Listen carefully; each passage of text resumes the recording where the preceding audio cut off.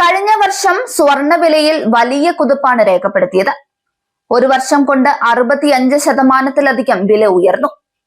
ഈ വർഷവും സമാന രീതിയിലുള്ള കുതിപ്പാണ് സ്വർണം കാഴ്ചവെക്കുന്നത്. ഭൗമ രാഷ്ട്രീയ സംഘർഷങ്ങൾ, നിക്ഷേപകരുടെ വർദ്ധിച്ചു വരുന്ന താല്പര്യം, കേന്ദ്ര ബാങ്കുകളുടെ സ്വർണം വാങ്ങൽ എന്നിവയെല്ലാമാണ് വിലയിലെ മുന്നേറ്റത്തിന് പ്രധാന കാരണങ്ങളായി വിലയിരുത്തപ്പെടുന്നത്. 2022 മുതൽ സ്വർണ്ണവിലയെ താങ്ങി നിർത്തിയ ഏറ്റവും പ്രധാനപ്പെട്ട ഘടകങ്ങളിലൊന്ന് കേന്ദ്ര ബാങ്കുകളുടെ വാങ്ങലുകൾ തന്നെയായിരുന്നു. എന്നാൽ വേൾഡ് ഗോൾഡ് കൗൺസിൽ 2 ദിവസം മുൻപ് പുറത്തുവിട്ട പുതിയ വിവരങ്ങൾ പ്രകാരം ഈ വർഷം ആരംഭിച്ചതു മുതൽ സ്വർണം വാങ്ങുന്നതിൽ നിന്ന് കേന്ദ്ര ബാങ്കുകൾ പിന്നോട്ടടിക്കുകയാണെന്നാണ്. കഴിഞ്ഞ വർഷത്തെ അപേക്ഷിച്ച് ജനുവരി മാസത്തിൽ 5 ടൺ സ്വർണം മാത്രമാണത്രേ കേന്ദ്ര ബാങ്കുകൾ വാങ്ങിക്കൂട്ടിയത്. മുൻവർഷമായ 2025 പ്രതിമാസ ശരാശരി 27 ടണ്ണാണ്.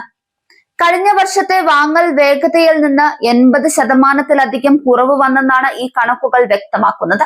വിദഗ്ധർ ഇതിനെ ഒരു ഘടനാപരമായ മാറ്റമായി കരുതുന്നില്ല, മറിച്ച് ഹ്രസ്വകാല കാരണങ്ങളാണ് ഈ മാന്ദ്യത്തിന് പിന്നിലെന്നാണ് ഏഷ്യ പസഫിക് മേഖലയിലെ വേൾഡ് ഗോൾഡ് കൗൺസിലിന്റെ സീനിയർ റിസർച്ച് ലീഡ് മരീസ സലീം പറയുന്നത്.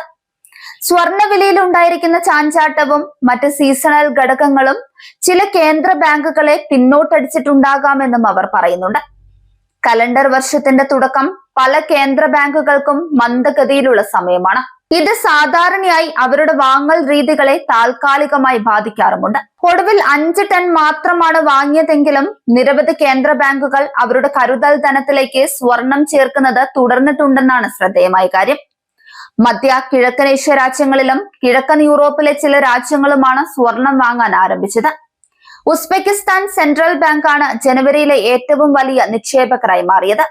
അവർ 9 ടൺ സ്വർണമാണ് കരുതൽ നിക്ഷേപത്തിലേക്ക് കൂട്ടിച്ചേർത്തത്.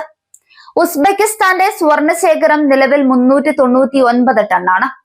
കഴിഞ്ഞ ഏതാനും വർഷങ്ങളായി ഉസ്ബെക്കിസ്ഥാന്റെ കരുതൽ ധനത്തിൽ സ്വർണം ഒരു പ്രധാന ഘടകമായി മാറിയിട്ടുണ്ട്.